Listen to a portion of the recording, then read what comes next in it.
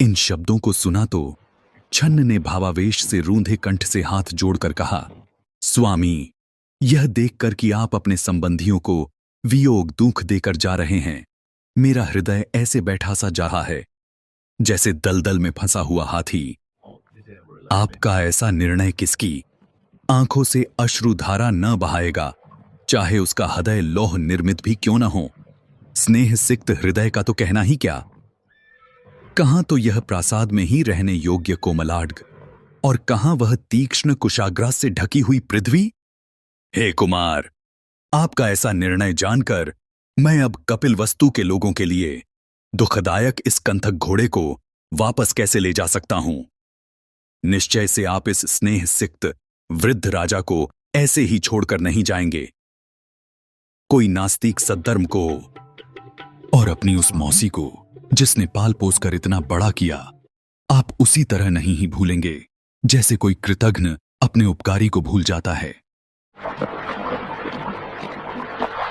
और अपनी उस भार्या को तो आप छोड़ेंगे ही नहीं, जो गुणवती है, जो श्रेष्ठ कुलोत्पन्न है, जो पतिव्रता है और जो एक बालक की मां है।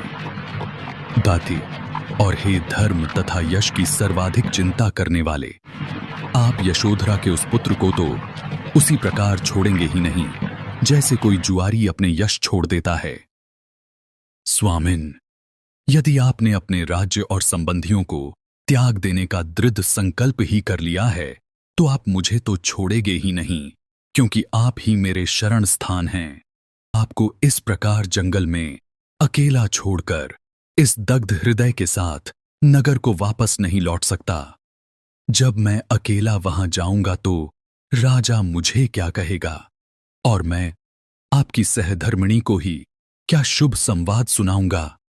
और आपका जो यह कहना है कि मैं राजा को आपके अवगुण सुनाऊं ताकि उसका स्नेह कम हो जाए, तो यदि मैं तालू से सटी जिह्वा से निर्लज्ज बनकर आपके अवगुण कहने का प्रयास भी करूं तो उन पर कौन विश्वास करेगा।